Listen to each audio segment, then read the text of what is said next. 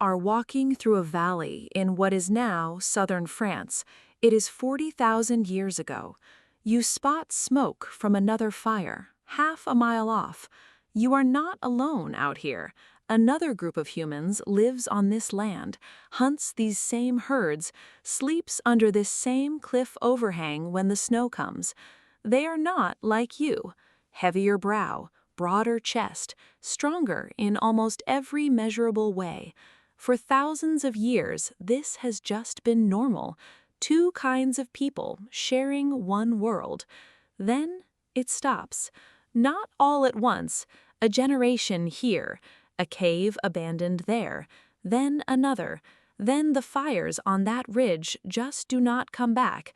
Then the next valley over goes quiet too. Then the one after that. Within a few thousand years, every one of them is gone. Not just from France, from Iberia, from the Balkans, from every last pocket of Europe and Asia they ever called home. You are the only one left standing. Today, you scroll past a headline about a new human ancestor and think nothing of it. Back then, that same fact that there were multiple human species walking the earth at once was just Tuesday. And the fact that only one of them made it out alive, that is the strangest part of our entire story, and almost nobody stops to ask why. Because here's the thing. We were not the strongest. We were not even, by a lot of measures, the toughest. Neanderthals had bigger brains than we do, brains that averaged out slightly larger in cranial volume. They had been surviving brutal European winters for over 300,000 years before modern humans ever set foot on the continent. Homo florensis, the so-called hobbits of Flores Island in Indonesia, had been isolated and thriving on their own terms for tens of thousands of years, hunting dwarf elephants with stone tools sized for a 3-foot-tall body. Homo naledi was still burying its dead in the Rising Star Cave system in South Africa, possibly as recently as 200,000 years ago, with a brain roughly a third the size of ours. At least 6 other human species were alive at the same time as us. 6. Right now, there's 1. So the question is not really what happened to them. Diseases happened, ice ages happened, competition happened. That part is almost too easy. The real question, the one that should actually keep you up at night, is what was different about us? What did one skinny, unimpressive species of ape figure out that Neanderthals, with their bigger brains and their superior strength, never did? Start with the threat itself, because it was relentless. Ice sheets crept down over northern Europe again and again, and each time the cold did not just make things harder, it closed roads, it shrank forests into isolated pockets, it cut population after population off from each other until there were sometimes only a few hundred Neanderthals left in a given region, clinging to a shrinking strip of livable land. Then came the competition for the same shrinking resources. Then came disease, jumping between groups that were now packed closer together than they had ever been. 3 pressures stacked on top of each other, again and again for tens of thousands of years. Here's where the evidence gets specific. At Shanidar Cave in Iraq, archaeologists found a Neanderthal skeleton, known as Shanidar I, whose owner had survived a crushed eye socket, a withered arm, and a missing foot, and lived for years afterward. Someone fed him. Someone helped him walk. Neanderthals were not mindless brutes swinging clubs. They cared for their injured. They buried their dead, sometimes with flowers, at sites like La Chapelle-aux-Saints in France.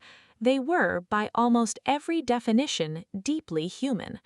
So what actually broke differently for us? Start with Blombos Cave, South Africa, roughly 77,000 years ago. Here, early modern humans were engraving deliberate crosshatch patterns into pieces of ochre for no survival reason anyone can point to. Not tools, not weapons, symbols. At around the same time, at sites across the region, humans were stringing pierced shell beads into necklaces. That's not decoration, that's communication. That's one person looking at another person and saying, without a single word, I belong to this group and not that one. Then look at Sungir, Russia, roughly 34,000 years ago, where a burial held two children buried head to head, covered in over 10,000 painstakingly carved mammoth ivory. Each bead took roughly an hour to make. That single burial represents thousands of hours of collective labor spent on people who could give nothing back. That's not survival. That's a society investing in meaning. Then look at Chauvet Cave in France, dated to around 36,000 years ago, where humans painted lions and rhinos onto rock walls deep underground, in total darkness, by torchlight, in chambers most of the tribe would never even see. And here's the pattern starting to lock into place. Every one of these sites points to the same quiet, radical idea. We were not just staying alive, we were building something bigger than any one of us. And that, more than any spear or fire, might be the actual reason you are reading this right now. So maybe the answer is simple. We were the symbolic ones. We made art, they didn't, we win. Except that story just fell apart, and it fell apart at a site called Cueva de los Aviones in Spain. There, researchers found perforated shells stained with pigment, dated to around 115,000 years ago.